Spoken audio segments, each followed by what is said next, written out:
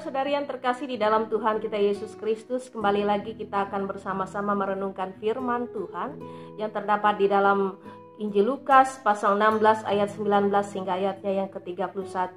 Sebelum kita bersama-sama merenungkan firman Tuhan, mari kita berdoa memohon bimbingan Roh Kudus. Ya Allah Bapa di dalam Tuhan Yesus Kristus, kembali lagi kami ingin bersama-sama merenungkan firman-Mu. Mari Tuhan Kau bimbing kami dengan kuat kuasa Roh-Mu yang kudus, sehingga kami dapat mengerti dengan baik apa yang menjadi maksud dari firman-Mu, sehingga kami senantiasa hidup berkenan di hadapan Tuhan. Di dalam nama Tuhan Yesus Kristus kami berdoa. Amin. Saudara-saudari, tentunya sering mendengarkan atau bahkan menyanyikan salah satu lagu rohani yang berjudul Hidup Ini Adalah Kesempatan. Ya, hari ini saya mengangkat tema sesuai dengan judul lagu tersebut, yaitu Hidup Ini Adalah Kesempatan. Firman Tuhan bagi kita pada saat ini mengisahkan tentang seorang yang kaya dan seorang yang miskin bernama Lazarus.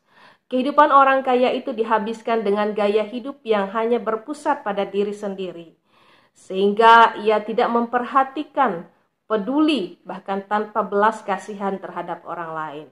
Terlihat dari ketidakpeduliannya kepada Lazarus yang berbaring lemah di dekat pintu rumahnya, hingga akhirnya Lazarus ini mati. Si kaya, ia membuat pilihan yang salah dan menderita selama-lamanya dalam kekekalan. Sementara Lazarus seumur hidupnya ia hidup dalam kemiskinan, namun hatinya benar di hadapan Allah. Ia mati dan segera diangkat ke Firdaus bersama Abraham. Saudara-saudari yang diberkati di dalam Tuhan kita Yesus Kristus, dari kisah orang kaya dan Lazarus yang miskin ini ada beberapa hal yang dapat kita pelajari. Pertama, sebenarnya Tuhan Yesus dalam nas ini tidak berbicara soal kaya atau miskin untuk menjadi syarat masuk kerajaan surga. Tetapi di sini Tuhan Yesus justru mengkoreksi sikap orang-orang yang keliru terhadap kekayaan dan kemiskinan. Bagaimana sikap kita ketika menjalani kehidupan ini, baik kita sebagai orang kaya ataupun kita sebagai orang yang miskin, itulah yang terpenting. Mari kita menyadari bahwa tanpa Sang Pemberi yang penuh kuasa, tidak mungkin kita ada sebagaimana kita ada saat ini.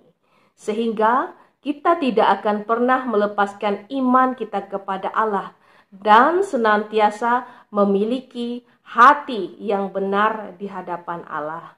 Kedua, cerita ini mengajarkan kepada kita bahwa kehidupan tidak berakhir setelah kematian, bahwa masih ada realitas lain di balik kehidupan ini.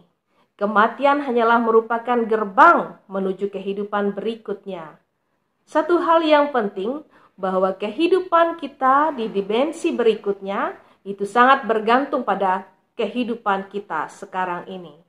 Dan kita lihat bahwa akhir riwayat kedua orang di dalam firman Tuhan hari ini tidak dapat diubah lagi pada saat setelah kematian. Saudara-saudari, sebelum terlambat, mari agar kita memperhatikan dengan seksama bagaimana kita hidup dan bagaimana kita mempergunakan setiap kesempatan dengan hal-hal yang berguna yang akan menentukan kehidupan kita selanjutnya. Orang kaya dalam firman Tuhan yang kita baca hari ini, ia gagal mempergunakan hidupnya dan juga ia terlambat. Nah, ketika ia sudah mati, ia terlambat percaya kepada kesaksian para nabi, ayat 29. Ia terlambat untuk berbuat kasih karena tidak menolong Lazarus, dan ia terlambat untuk menginjili saudara-saudaranya. Mari kita perhatikan kehidupan kita. Sudahkah kita pergunakan setiap kesempatan yang ada sebagai persiapan bagi kita menghadapi kehidupan yang selanjutnya? Kiranya kita senantiasa mengutamakan Tuhan di dalam kehidupan kita dan senantiasa memiliki kasih bagi setiap orang. Tuhan kiranya memberkati dan memimpin kehidupan kita. Amin. Mari kita berdoa. Terima kasih Bapa, kami telah bersama-sama merenungkan firman-Mu. Tuntun, bimbing, sertai kami senantiasa untuk hidup bijaksana sesuai dengan maksud-Mu. Ajar kami untuk menyadari ya Tuhan, bahwa segala sesuatu yang kami miliki itu adalah semua berasal dari Engkau. Ajar kami untuk memakai setiap hal yang Tuhan beri dalam kehidupan kami dengan baik, agar menjadi berkat bagi sesama. Terima kasih Tuhan, kami berdoa dan mengucap syukur di dalam nama Yesus Kristus Tuhan dan Juru Selamat kami. Amin.